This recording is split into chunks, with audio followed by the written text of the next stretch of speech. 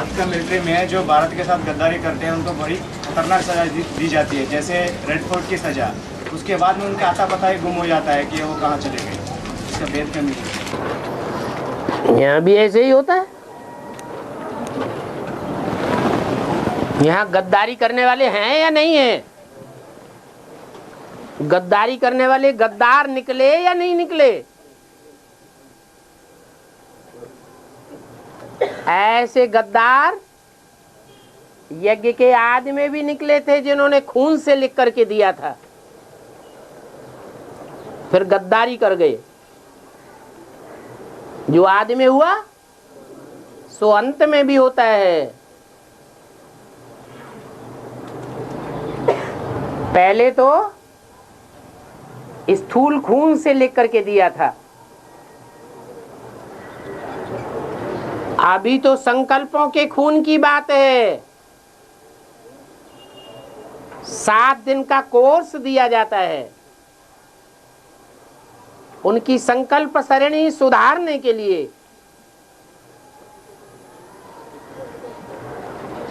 कोई को 7 दिन का कोर्स लेते समय बहुत मेंटल टेंशन भी होता है, विरोध भी करते हैं, ये कैसे हो सकता। फिर उनको समझाया जाता है, अच्छी तरह समझ जाते हैं तो उनसे निश्चय पत्र लिखाया जाता है। निश्चय पत्र भी ऐसा नहीं जो सिर्फ समाज के लोग मान लें, सादा कागज पे लिखा हुआ नहीं, कोर्ट भी साबित करे कि इसने पक्का निश्चय किया है। झूठा एफिडेविट नहीं लिखा है, शपथ कराई जाती है।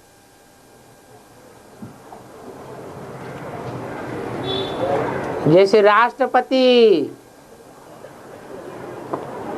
या सुप्रीम कोर्ट का भी चीफ जस्टिस क्यों न हो, उसको भी कुर्सी पर बैठाने से पहले शपथ कराई जाती है।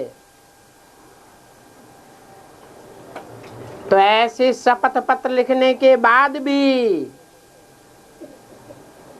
कोई गद्दारी करते हैं, कहते हैं मैं नहीं मानता ये मेरा बाप है, वो तो ऐसे ही लिख दिया था।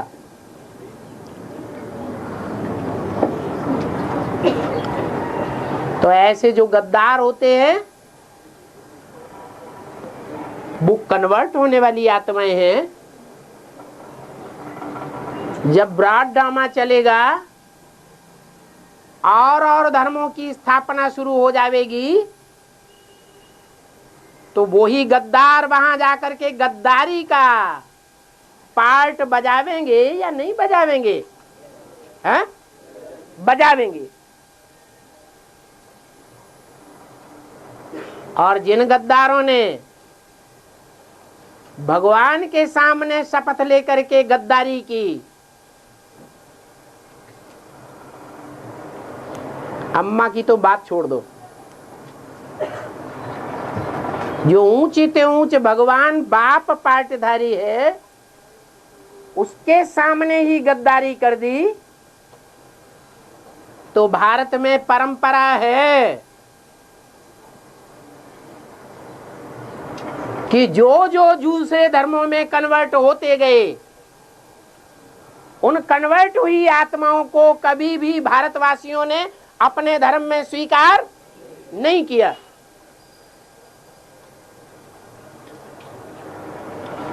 बल वो दूसरे धर्म में कन्वर्ट होकर के वहां से भी असंतुष्ट हुए और नीचे धर्मों में गिरते गए। जैसे कोई को गुस्सा आता है ना, परिवार में कोई परिवार का भांति ऐसा हठी होता है कि हठपूर्वक दुष्ट कर्म करता जाता है, हठ पकड़ लेता है कि मेरी बात मानो, और अगर नहीं मानता है, परिवार का जो ग्रुप होता है वो उसकी बात नहीं मानता है, तो क्या करता है, और ही दुष्ट कर्म करता जाता है।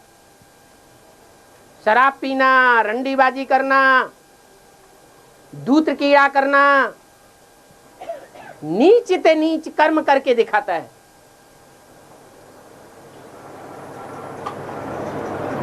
तो ऐसे ही ऐसे हठ योगी भी हैं जो गिरते हैं तो गिरते ही चले जाते हैं, जैसे आर्य समाजी यहां तक गिरते हैं कि धर्मों के ऊपर उनकी आस्था ही उठ जाती है। हम कोई धर्म को नहीं मानते, धर्म निरपेक्ष, हमें कोई धर्म की अपेक्षा नहीं है, ऐसे नास्तिक बन जाते हैं। तो मिलिट्री का मिसाल दिया भाई ने,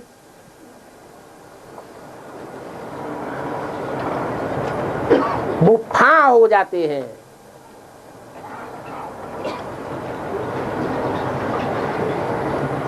वो कल्प का अंत जब तक न हो जाए और जब तक नए कल्प की आदि करने के लिए बाप न आ जाए,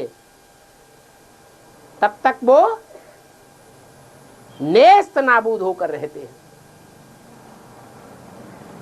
उन नेस्त नाबूदों के ऊपर भी दया करने के लिए दया के सागर बाप को आना पड़ता है। उनको कोई भी उठाने वाला नहीं।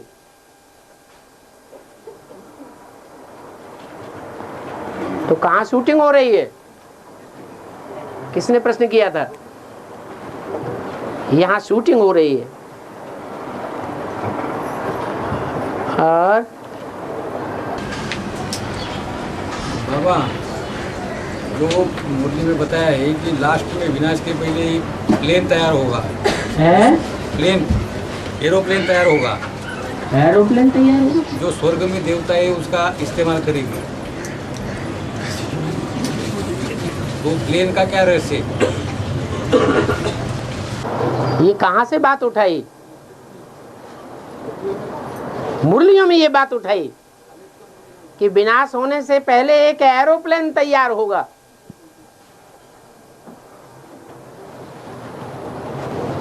वो देवता है, यूज करेंगे स्वर्ग में। मुरली से ये बात उठाई, अव्यक्त मुरली में हो। अव्यक्तवाणी से ये नहीं बोला। ये बोला कि जब विनाश होगा तो सारी दुनिया में सर्वसेवल बच्चे जो बिखरे हुए हैं, क्योंकि रुद्रमाला के मणके तो बीज है ना सारी दुनिया के, हर धर्म के बीज है ना, तो हर धर्म में अंत में बिखर जाएंगे ना सेवा करने के लिए। तो विनाश के टाइम पर उन बच्चों को उठाने के लिए बाबा क्या लेंगे? हेलीकॉप्टर भी लेंगे।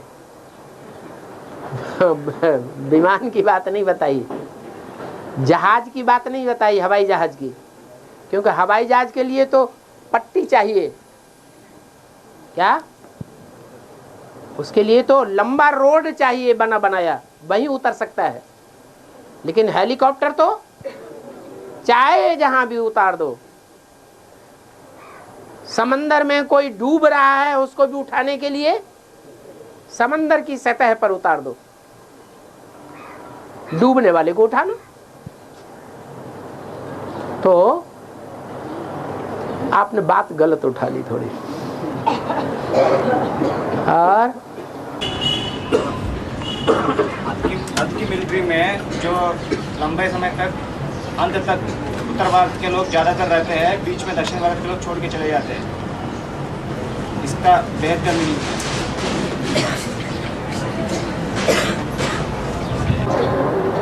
विदेशी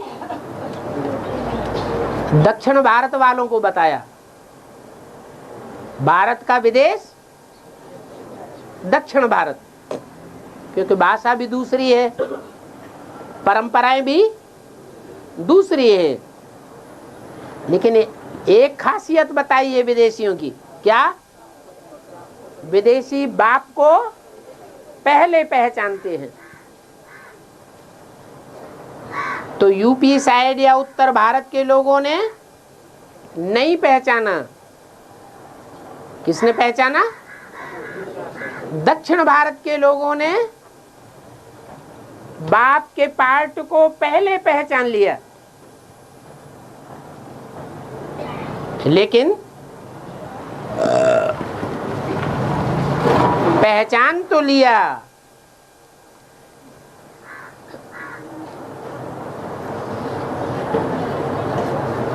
क्या संपूर्ण रूप को पहचान लिया?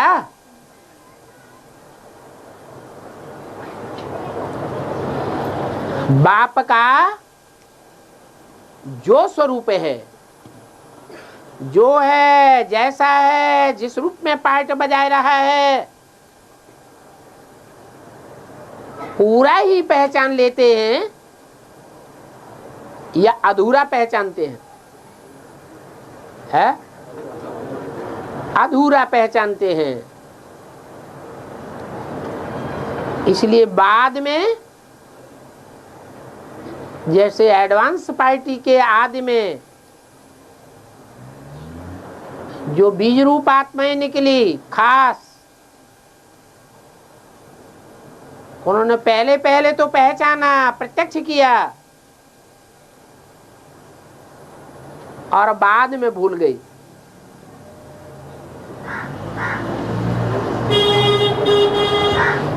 इसी तरह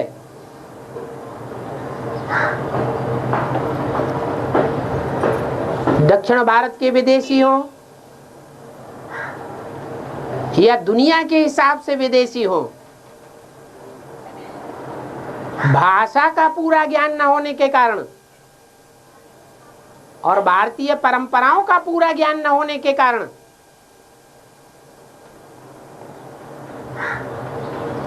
शास्त्रों का पूरा ज्ञान न होने के कारण बाप को पूरा नहीं पहचान पाते।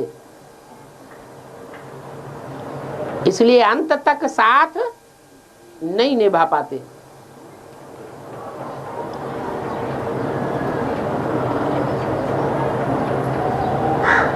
उनमें से चुनिंदा थोड़ी आत्माएं निकलती हैं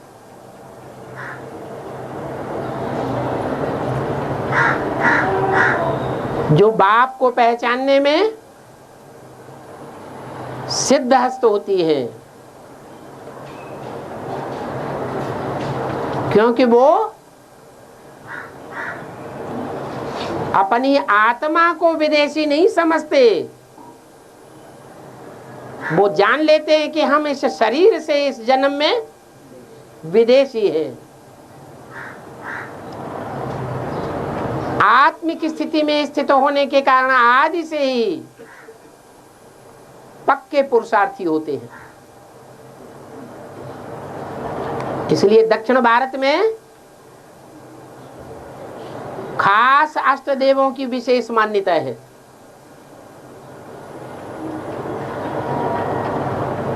उत्तर भारत में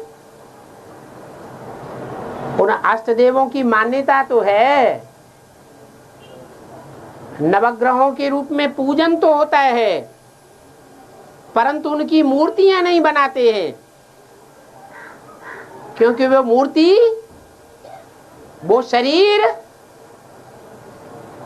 विदेशी है या स्वदेशी है?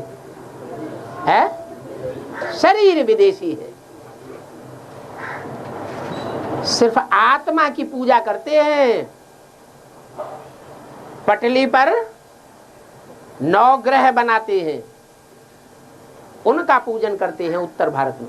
और दक्षिण भारत में उनकी मूर्तियां भी बनाते हैं और उनके मंदिर भी बनाते हैं। और आपकी बात का समाधान नहीं हुआ क्या? हाँ जी। जिज्ञासु का डाउट है, हाँ, सन्यासी कौन से सुख को कागविष्टा समान कहते हैं, स्वर्ग के सुख को या नरक के सुख को?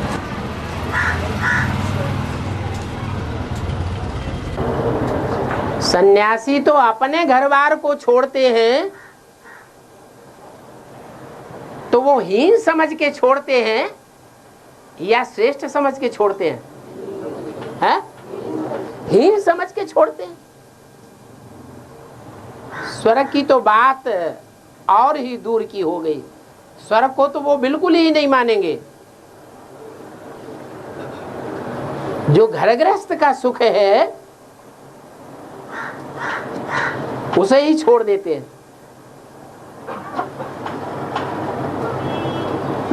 कागविष्टा का तो अर्थ ही है कि मनुष्य जो खाता है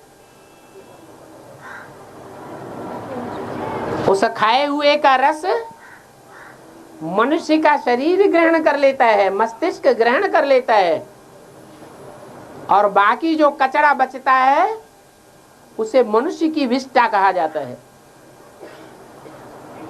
उस कचड़े को, मनुष्य की विष्ठा को कौआ खाना पसंद करता है, और कौआ मानवीय विष्ठा को खा करके उसमें से भी रस निचोड़ता है, और वो रस निचोड़ने के बाद जो बचता है कचड़ा, वो कागविष्टा कहा जाता है।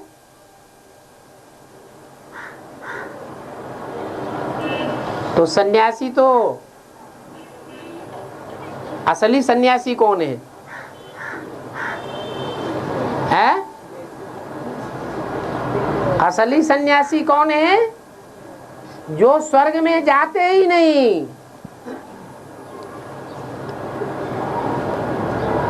हीन समझ करके छोड़ देते हैं, वो कौन है? वो हैं और धर्म के धर्म पिताएं, इब्राहिम, बुद्ध, क्राइस्ट और उनके पक्के पक्के फॉलोअर्स, जो कभी दूसरे धर्म में कन्वर्ट होते ही नहीं। वो स्वर्ग में जाते हैं? हैं? नहीं जाते हैं। वो असली सन्यासी हैं जो स्वर्ग के सुखों को कागविष्टा समान समझते हैं। क्यों? क्यों ऐसा समझते हैं? हैं? हाँ, मानते नहीं वो तो ठीक, लेकिन कागविष्टा क्यों समझते हैं? हैं? अंगूर खट्टे नहीं, नहीं, वो सब ब्रह्मा कुमार कुमारियों से ही निकलते हैं।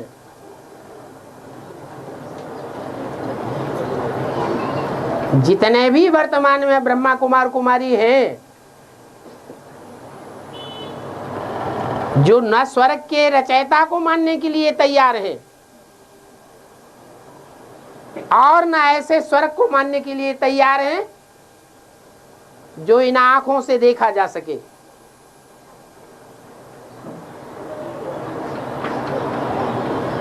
इस शरीर के द्वारा अनुभव किया जा सके, उसको मानने के लिए भी तैयार नहीं है। उनका कहना है कि वो तो कागविष्टा समान है, वो स्वर्ग, असली स्वर्ग तो हम भोग रहे हैं अभी वर्तमान में। जो ब्रह्मा बाप ने हमको वर्षे में दिया है,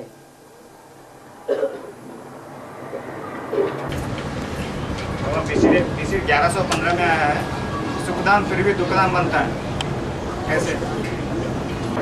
फिर भी माने बाद में, इसमें नई बात क्या हुई? ऐसा तो कोई सत्युग होता नहीं जो बाद में त्रेता न बने 14 कला संपूर्ण। ऐसा तो कोई देवता होता नहीं जो सूर्यवंशी से बाद में चंद्रवंशी न बने।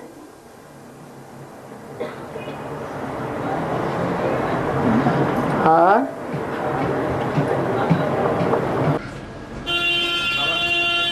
जब हाथ का समुद्र में जाते हैं तो वहाँ ऊंची लहरें भी होते हैं, जहाज हिलता डुलता भी है, उसके बावजूद भी वहाँ बिना मेहनत का अवस्था अच्छा रहता है और पढ़ाई भी अच्छी होती है, यात्रा भी अच्छी रहती है। वही चीज़ जब ज़मीन पर आते हैं तो नहीं रहती है, क्यों? वो तो हद की बात हुई, बेहद की बात है। ज्ञान सागर, ज्ञान सागर में जो कंठे पर भी रहते हैं उनकी भी अवस्था अच्छी रहती है, और ज्ञान सागर के अंदर गोते खाते हैं, गहराई में जाते हैं, तो उनकी अवस्था अच्छी रहेगी या खराब रहेगी? अच्छी ही रहेगी।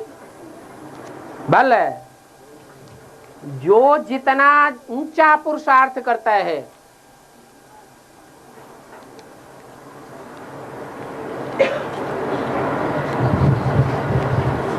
ज्यादा तीव्र पुरुषार्थ की धुन में रहता है,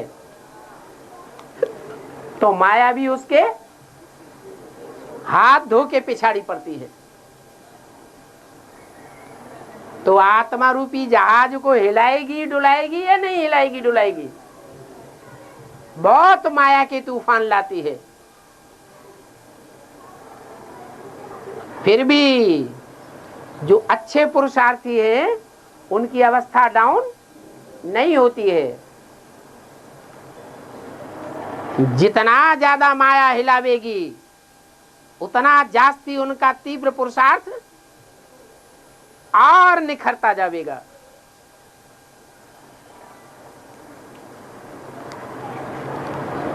सागर में रह करके, सागर में डुबकी लगा करके, सागर के नजदीक रह करके पुरुषार्थ करने की तो बात ही और है। सन्यासी गंगा के किनारे चौकड़ी मार के बैठते हैं। जो गंगा सभी नदियों में श्रेष्ठ मानी जाती है,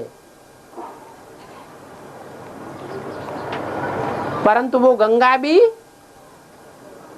अंत में सागर में जाकर के मिलती है, सागर में जाकर अपने को मर्ज कर देती है।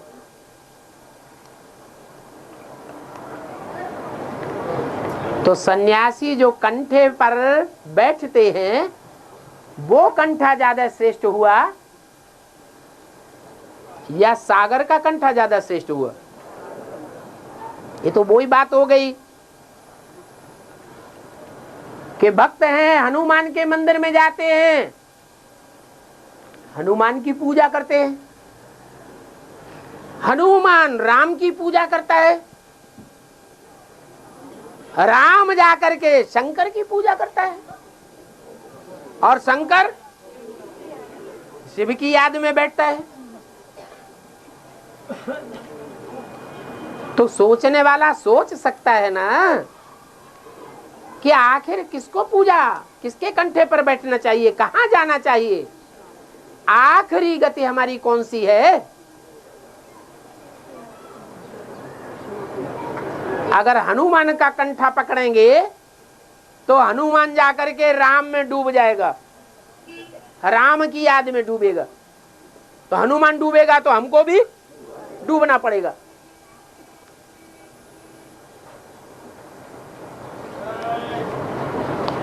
तो ऊंची तो एक ही भगवान है जो सर्व का सदगति दाता है। और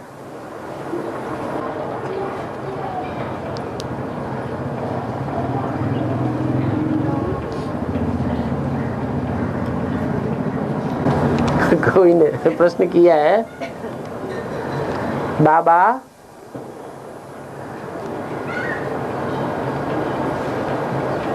ब्रह्मा बाबा को साक्षात्कार हुआ, माने ब्रह्मा बाबा को साक्षात्कार हुआ, उनसे पहले शिव बाप इस सृष्टि पर आ चुका था क्या?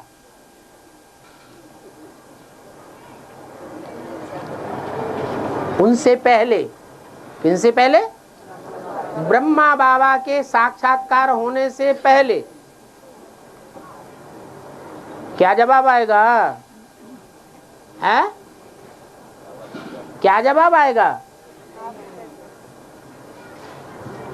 पहले भक्ति चाहिए या पहले ज्ञान चाहिए? पहले क्या है? पहले भक्ति है या पहले ज्ञान है? इस सृष्टि पर सारी दुनिया में 2500 वर्ष से भक्ति ही भक्ति है। वो भक्ति की पराकाष्ठा चाहिए।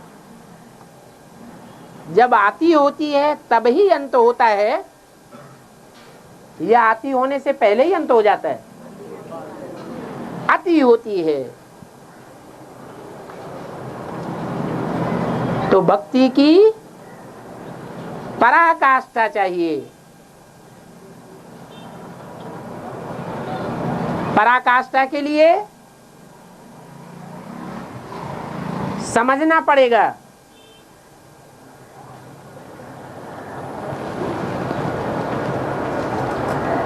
कि ज्ञान सागर कौन है और भक्ति का सागर कौन है।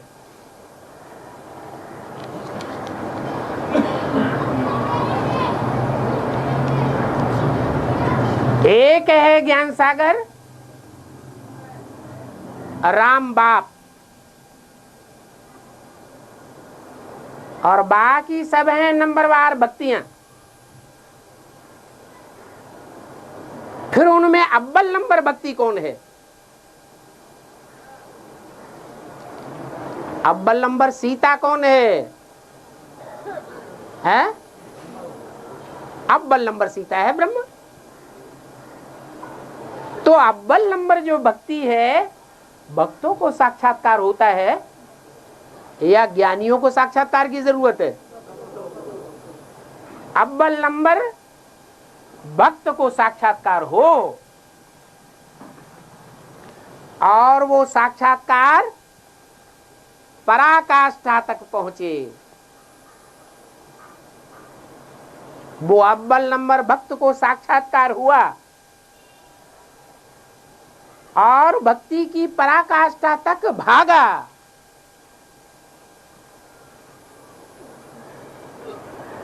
भक्ति पूरी होती है या नहीं होती है? है? होती है। तो भागते भागते भक्ति पूरी हुई, तब क्या मिलता है? ज्ञान मिलता है। और ज्ञान ज्ञान सूर्य से मिलता है। जो ज्ञान सूर्य पूरब में मिलता है या पश्चिम में मिलता है? पूरब में मिलता है। तो भक्ति हुई पश्चिम में, भक्ति का साक्षात्कार की पराकाष्ठा हुई पश्चिम में। कहाँ है? सिंध हैदराबाद। और वो भक्त भागा। भक्ति में तो भागना ही होता है। भागते भागते गुरुओं के, वाराणसी आदि के चक्कर काटते काटते कहाँ पहुंचा? पूरब में पहुंचा।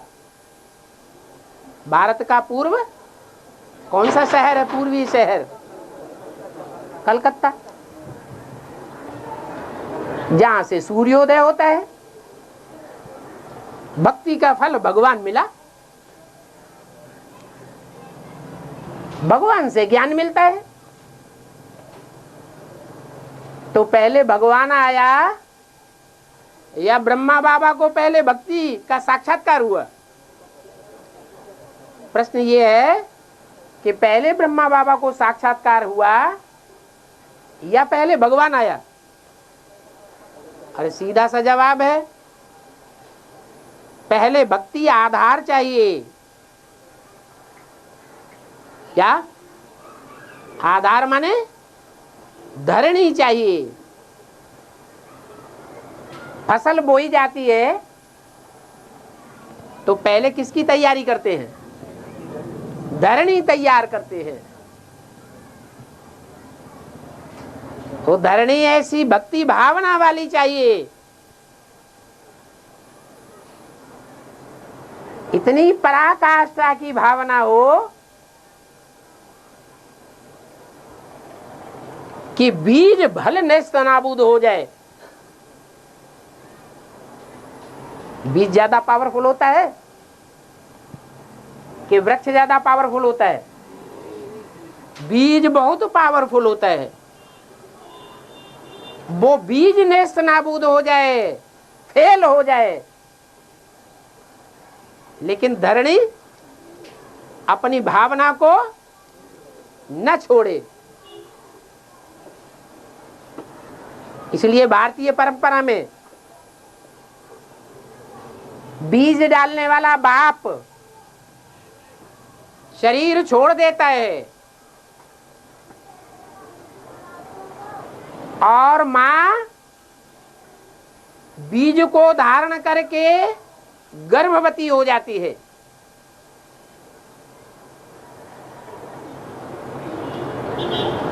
भक्ति मार्ग में तीव्र गति से सतो प्रधान भक्ति जब चल रही थी, तब भी सती प्रथा चल रही थी।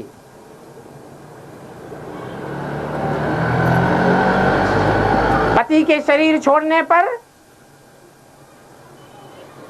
माता भी सती हो जाती थी, अपने शरीर को स्वाहा कर देती थी। लेकिन अगर उसके गर्भ में बच्चा है तो क्या विधान था? वो सती हो सकती है या नहीं हो सकती है? नहीं हो सकती। ये भक्ति मार्ग का विधान था कि माता को उस पिता के प्रतिरूप बच्चे की पालना करनी है, जन्म देना है। घर बार छोड़ करके बाप भाग सकता है, लेकिन माता को घर बार नहीं छोड़ना है, माता को संन्यास धारण नहीं करना है। तो यहां ब्रह्मा माता है जिसने ज्ञान बीज को धारण कर लिया, पहला ज्ञान धारण कर लिया कि मैं बीज, मैं आत्मा हूं, पहला पत्ता। उस बीज से पैदा होने वाला पहला पत्ता कौन? मैं हूं। कृष्ण बच्चे के रूप में मुझे जन्म लेना है। ये पक्का फाउंडेशन पड़ गया।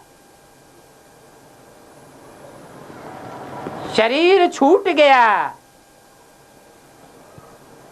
लेकिन वो भावना पक्की बनी रही या उड़ गई? पक्की बनी रही। अंतमते सोगति जरूर होनी है। तो माता की भावना बहुत पक्की होती है। श्रद्धा, विश्वास, भावना,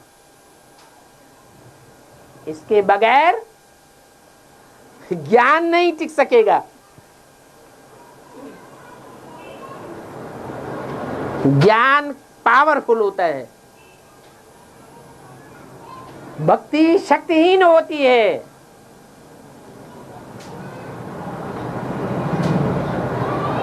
लेकिन भक्ति अगर ज्ञान बीज को धारण कर ले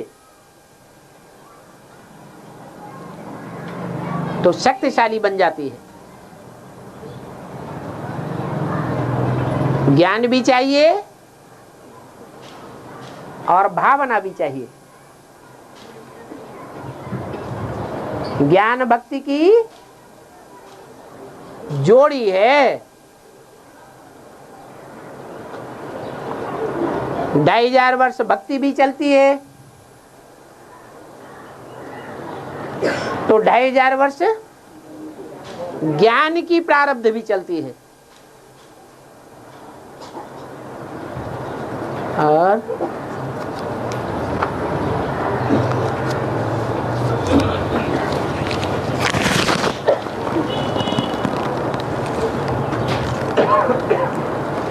हाँ जी। बाबा, हाँ शिव को और लक्ष्मी ज्यादा याद करती है या नारायण? हाँ, क्या बोल दिया? बोल फिर से बोल। हाँ, शिव को लक्ष्मी ज्यादा याद करती है या नारायण? शिव को लक्ष्मी अच्छी लगती है या हाँ हाँ शिव को या शिव बाबा को? हाँ अब सही बोला। शिव कहें तो ज्योति बिंदु हुआ, और ज्योति बिंदु की याद प्रवृत्ति मार्ग की याद है या निवृत्ति मार्ग की याद है? निवृत्ति मार्ग की याद है। अगर शिव ज्योति बिंदु को याद करने वाला याद करता है और बहुत याद करता है तो विधर्मी बनेगा या स्वधर्मी बनेगा? विधर्मी बन जाएगा।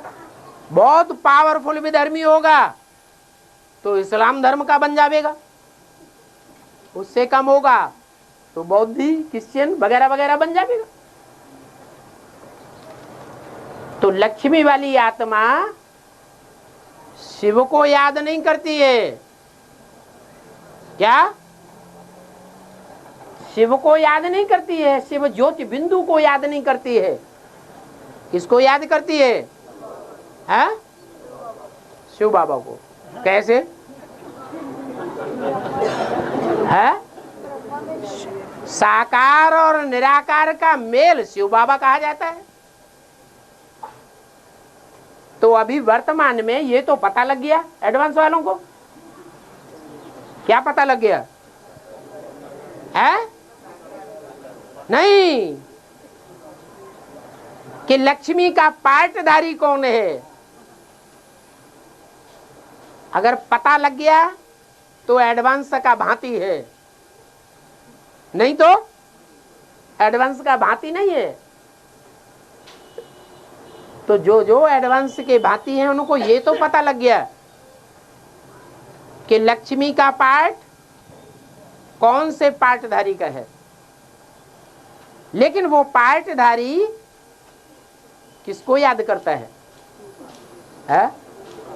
है? किसको याद करता है? अरे बिंदी को याद करता है, शिव बाप को याद करता है या किसी और को याद करता है?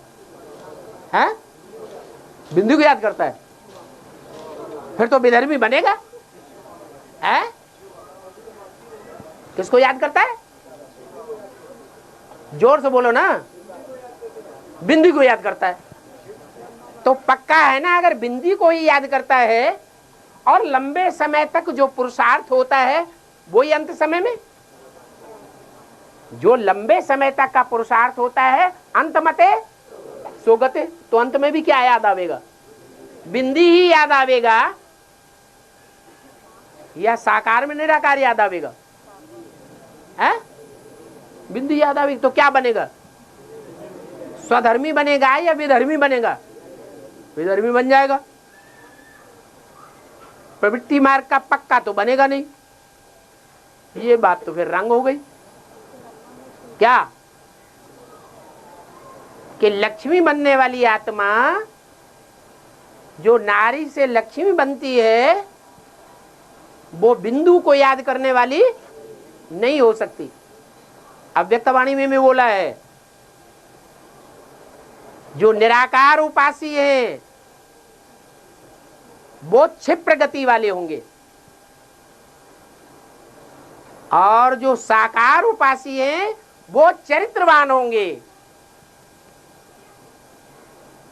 तो लक्ष्मी का पार्टधारी आत्मा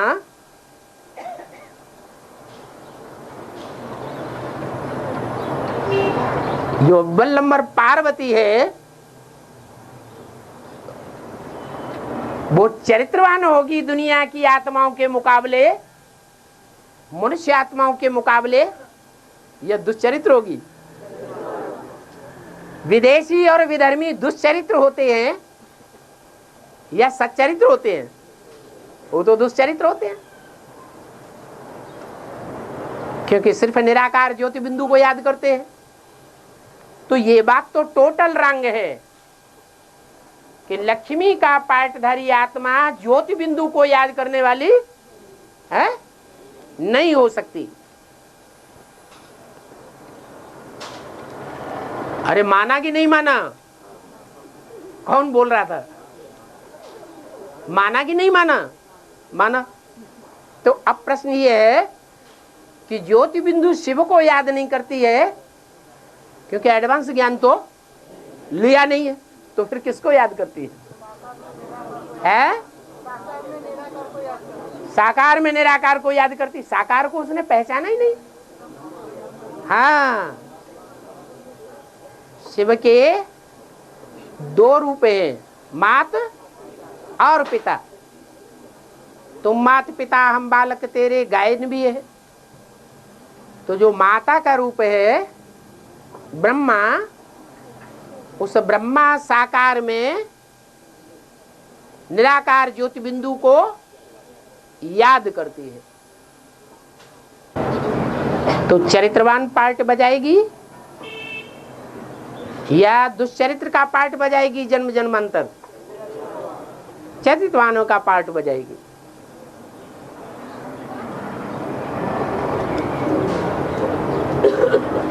धरणी जो भी कन्याएं माताएं हैं उनमें धारणा शक्ति ज्यादा होती है, और धारणा शक्ति ज्यादा होने के कारण जो ब्राह्मणों की अव्वल नंबर की धारणा है, कौन सी है? पवित्रता, उसको वो अव्वल नंबर में धारण करती है। इसलिए फाउंडेशन तो पक्का है याद का। क्या फाउंडेशन है? साकार में निराकार को याद करना। अब वो साकार तो है ही नहीं, है नहीं है। भक्ति मार्ग में पहाड़ों पर जाते हैं भगवान को ढूंढने, वहां मूर्ति रखी होती है, चित्र रखा होता है। ब्राह्मणों की दुनिया में एडवांस का, वो क्या कहते हैं, ब्राह्मणों की दुनिया में ट्रांसलाइट का ब्रह्मा बाबा का चित्र रखा हुआ है। भक्त लोग माउंट आबू में या पहाड़ों पर जाते हैं, वो जड़ चित्र में ज्योति बिंदु को याद करते हैं। भक्तों की याद क्या होती है?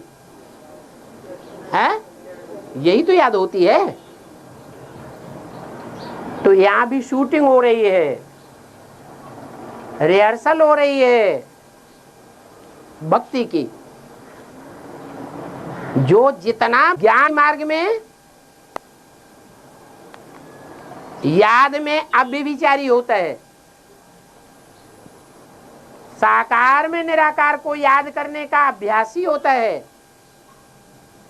जो जितनी ज्यादा अव्यभिचारी भक्ति करता है उतना ही जास्ती क्या उठाएगा? ज्ञान उठाएगा। कैसा ज्ञान उठाएगा? अव्यभिचारी ज्ञान उठाएगा। ज्ञान में अंश मात्र भी अगर व्यभिचार आ गया, दूसरे की बात को कान पर धर लिया, धारण कर लिया, तो ज्ञान कैसा हो जाता है? व्यभिचारी ज्ञान हो जाता है। और जब ज्ञान ही व्यभिचारी हो जाता है तो जन्म जन्मांतर का पार्ट भी उतना ही व्यभिचारी हो जाएगा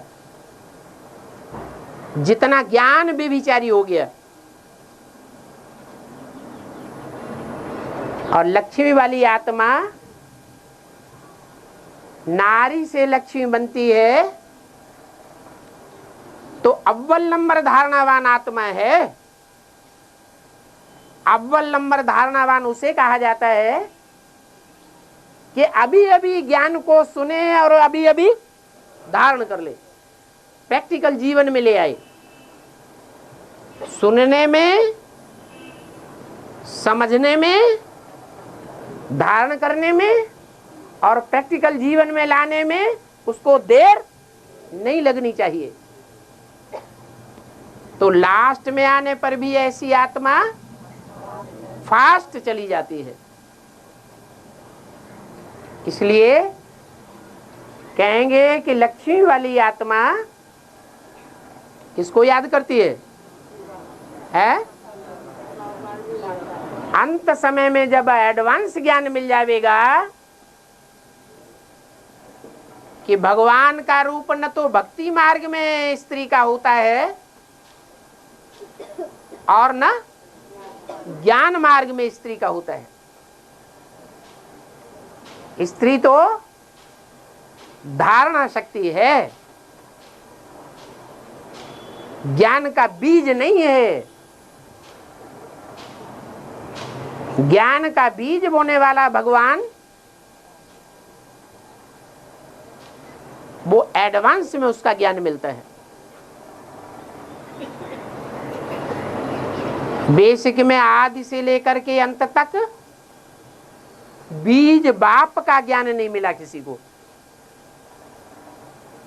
मनुष्य सृष्टि का बीज कौन है, इस बात का किसी को ज्ञान ही नहीं हुआ। भले मुरलियों में बोला,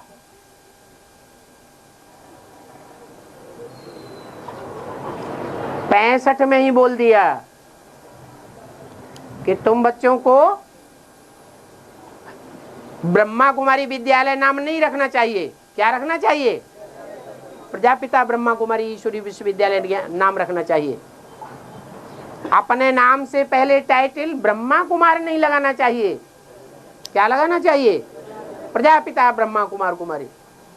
फिर किसी की बुद्धि में बैठा कि ये बाबा ने ये निरार्गल बात क्यों कह दी? अरे भगवान बाप निरर्थक बोलता है या जो भी बोलता है सो अर्थ सहित तो बोलता है, लेकिन समझा तो किसी ने नहीं। जब तक ब्राह्मणों की दुनिया के बीच में वो बीज बोने वाला बाप मनुष्य सृष्टि का प्रत्यक्ष न हो जाए, तब तक इस रहस्य का पता किसी को नहीं लग सकता। कौन सा रहस्य? कि ब्रह्मा कुमार से पहले प्रजापिता शब्द लगाना क्यों जरूरी है?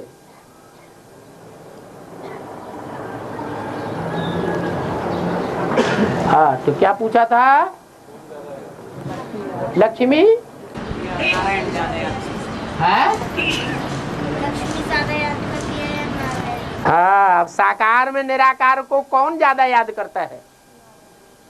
लक्ष्मी ज्यादा याद करती है या नारायण बनने वाली आत्मा ज्यादा याद करती है? लक्ष्मी को तो पहले एडवांस ज्ञान ही नहीं मिलता है।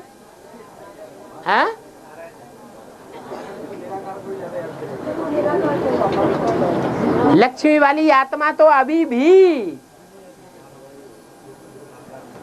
जो एडवांस ज्ञान है, एडवांस ज्ञान का जो तंत्र है, बाप की प्रैक्टिकल स्वरूप की पहचान, उसे पहचान मिली है? नहीं मिली तो किसको याद कर रही होगी? है? ब्रह्मा के चोले में, साकार चोले में ज्योति बिंदु को याद करती है।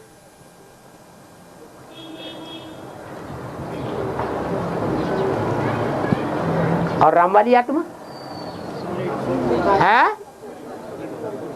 किसको याद करती है?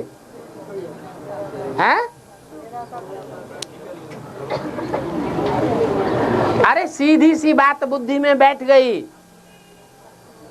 दुनिया का बड़े से बड़ा दुष्चरित्र कौन? मैं बड़े से बड़े कामी कांटे में आकर उसको बड़े से बड़ा फूल बनाता हूं। और जब शास्त्र रचते हैं ना, उन शास्त्रकारों के लिए भी मुरली में बोला है, अपनी अपनी कथा कहानी अपने अपने शास्त्रों में लिख दी है। तो राम वाली आत्मा तुलसीदास बनती है तो क्या लिख दिया? मैं पतितन को राजा, क्या लिख दिया? मैं पतितन को राजा। सारी दुनिया में पतित हैं और उन पतितों का राजा कौन? मैं माने कौन? राम वाली आत्मा। तो दुनिया के जितने दुष्चरित्र हैं जन्म जन्मांतर के, एक जन्म का नहीं, उनका मुखिया कौन हुआ? राम वाली आत्मा। और दुनिया के जितने सच्चरित्र हुए हैं उनका मुखिया कौन हुआ है? अरे फिर दो मते हो गए। जब एक बात पक्की कर दी कि दुनिया के जितने भी दुष्चरित्र हैं, धर्म पिताओं को भी क्या कहेंगे? हैं? उन्होंने तो बहुत विचार फैलाया, फैलाया कि नहीं फैलाया? फैलाया।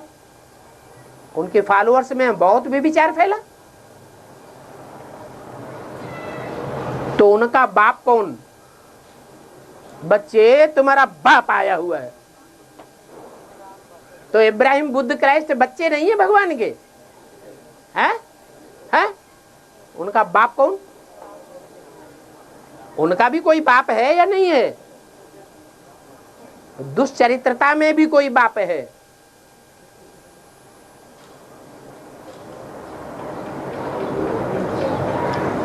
तो जो सबसे ज्यादा दुष्चरित्र बनता है वो सबसे ज्यादा सच्चरित्र बनता है या नहीं बनता है? बनता है। तो उसने साकार में निराकार को याद किया होगा या निराकार को याद किया होगा? है? कोई कहता निराकार को याद किया होगा, कोई कहता साकार को याद किया होगा। है? भाई लोग कह रहे हैं साकार में निराकार को राम वाली आत्मा ने ज्यादा याद किया होगा। माताएं क्या कह रही?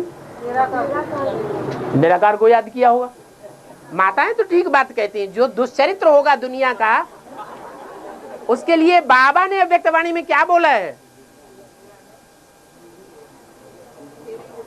जो साकार उपासी होंगे वो सच्चरित्र होंगे, बोला है कि नहीं?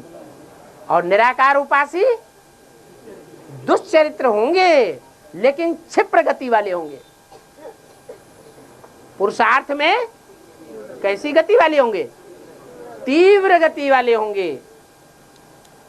साकार उपासी इतने तीव्र गति वाले नहीं होंगे। मोस्टली जितनी भी बांधेली माताएं हैं या नान बांधेली माताएं हैं वो ये रोना रोती हैं कि हम तो इतने लंबे टाइम से ज्ञान में चल रहे हैं और हमारे युगल तो चल ही नहीं रहे हैं।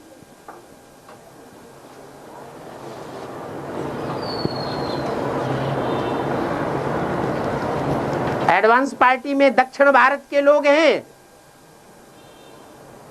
वो निराकार उपासी होंगे या साकार उपासी ज्यादा होंगे? निराकार उपासी होंगे।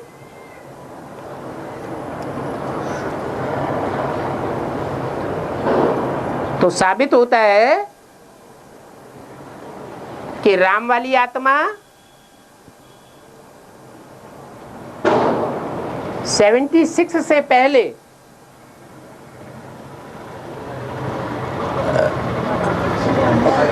निराकार उपासना में जितने भी ब्रह्मा कुमार कुमारी मौजूद हो इस दुनिया में, उनके बीच में सबसे जास्ती निराकार उपासी होगी या साकार उपासी होगी? मुरली में तो बोला है साकार उपासी होगी। मुरली में तो बोला है आत्मा रूपी सुई की सारी कट उतर जाने पर, जिस आत्मा की भी जितनी भी कट उतरनी हो, कोई की 90% उतरेगी, कोई की 50% उतरेगी, कोई की 100% भी उतरेगी, तो आत्मा रूपी सुई की सारी कट उतरने पर अंत में तुम डायरेक्ट वापसी सीखोगे।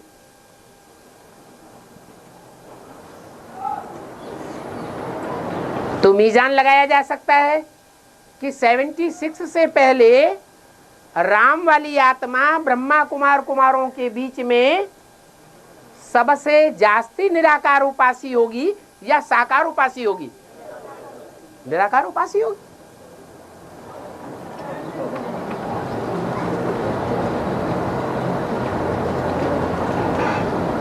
क्योंकि उस समय तो राम वाली आत्मा को ही ये ज्ञान नहीं होता। क्या ज्ञान नहीं होता? कि बाप का मुकर्रर रथ कौन है।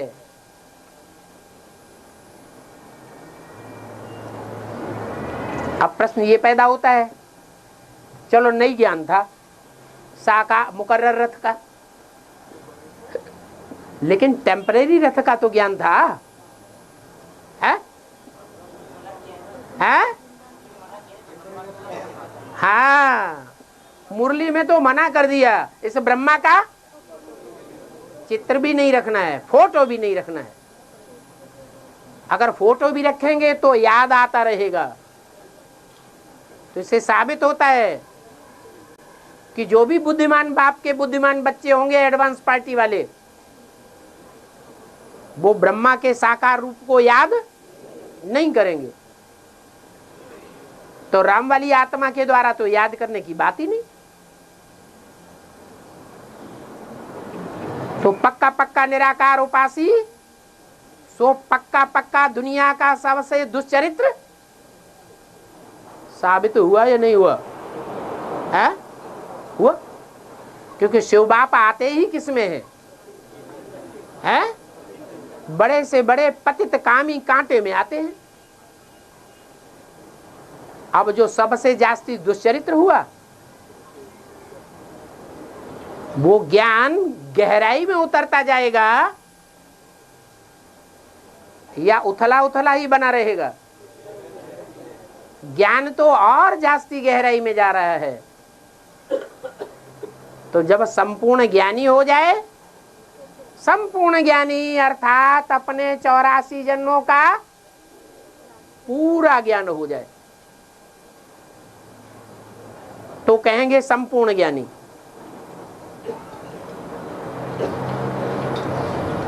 उस समय साकार में निराकार की उपासना करने वाला साबित होगा या सिर्फ बिंदु को याद करने वाला साबित होगा? उस अंतिम स्टेज में जितना वो स्वरूप साकार में निराकार को याद करने का अभ्यास ही होगा, उतना दुनिया में और कोई नहीं हो सकता। क्यों? क्योंकि अपने स्वरूप को याद करना सहज है या दूसरे स्वरूप में याद करना सहज है? अपने स्वरूप को याद करना और सहज है। वो तो आत्मिक स्थिति में रहने वाली बात हो गई।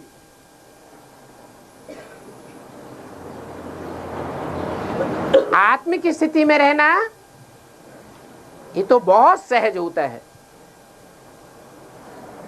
औरों के लिए कठिन हो सकता है, लेकिन राम वाली आत्मा के लिए बहुत सहज से सहज।